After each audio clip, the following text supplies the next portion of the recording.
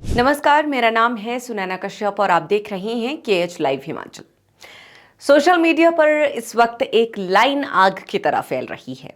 हिमाचल के मुख्यमंत्री सुखविंदर सिंह सुक्खू जहां गए वहां कांग्रेस की जमानत जब्त हो गई। कोलकाता की चौरंगी सीट के परिणाम है भी कुछ ऐसे कि यहां कांग्रेस प्रत्याशी की जमानत जब्त हुई है और इसीलिए ठिकरा सुक्खू जी पर फोड़ा जा रहा है। लेकिन जब हार का ठिकरा फूट ही रहा है तो फिर जीत का तमगा क्यों नहीं दिया जा रहा? असम की 2 सीटों पर रिकॉर्ड तोड़ जीत का जिक्र क्यों गायब है? और सबसे बड़ा सवाल, राजनीति में जीत से ज्यादा चर्चा हार की ही क्यों होती है? सोशल मीडिया पर इस समय एक लाइन काफी वायरल है कि सुक्खू जी जहां पश्चिम बंगाल में प्रचार करने गए थे, वहां कांग्रेस उम्मीदवार की जमानत जब्त हो गई।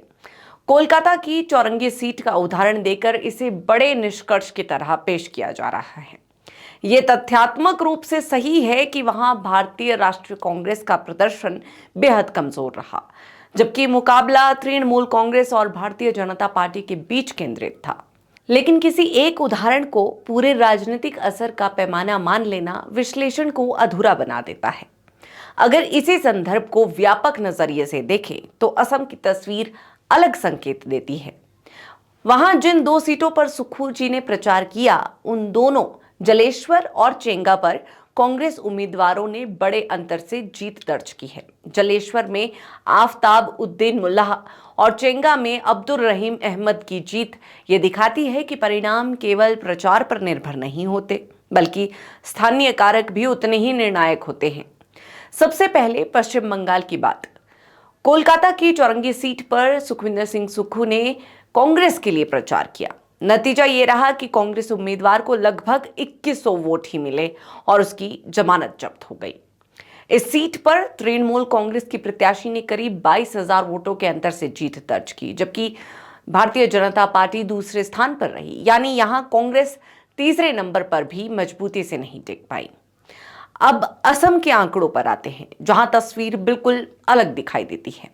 जलेश्वर विधानसभा सीट पर कांग्रेस के आफताब उद्दीन मुल्लाह को 1,62,174 वोट मिले हैं, जबकि उनके निकटतम प्रतिद्वंदी को 52,486 वोट मिले। जीत का अंतर रहा 1,09,688 वोट, जो पूरे राज्य में सबसे बड़ा मार्जिन था।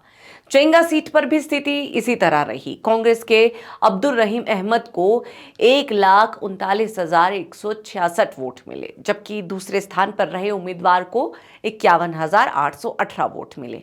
यहां जीत का अंतर करीब 87,349 वोट रहा। अगर इन आंकड़ों को साथ रखकर देखा जाए तो एक तरफ बंगाल में कांग्रेस को 2000 के आसपास वोट मिलते हैं, वहीं असम की सीटों पर वही पार्टी 1,03,000 से ज्यादा वोट हासिल करती है और बड़े अंतर से जीतती है।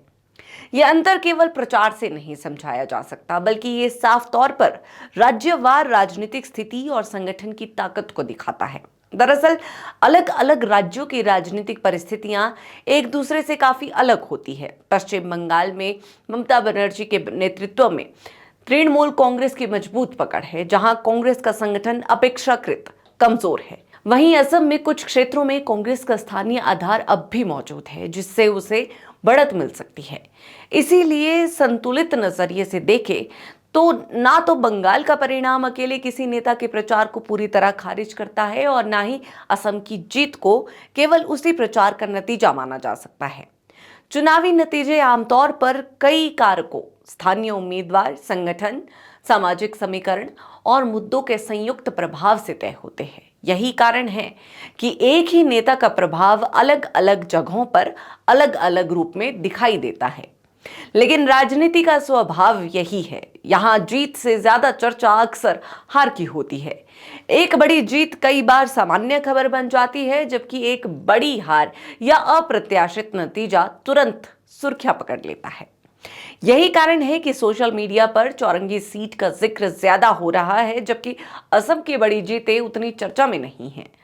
राजनीति में उंगलियां उठाना भी उतना ही स्वाभाविक है। किसी भी नेता के प्रचार को सीधे जीत या हार से जोड़ देना आसान होता है, क्योंकि इससे एक सीधा नैरेटिव बन जाता है। लेकिन जब आंकड़ों को साथ रख कर देखा जाता है तो स्पष्ट होता है कि एक ही नेता के प्रचार के बावजूद अलग अलग राज्यों में नतीजे बिल्कुल अलग हो सकते हैं। निष्कर्ष साफ और संतुलित यही निकलता है कि किसी एक घटना के आधार पर पूरा राजनीतिक निष्कर्ष निकालना सही तस्वीर तो नहीं दिखाता।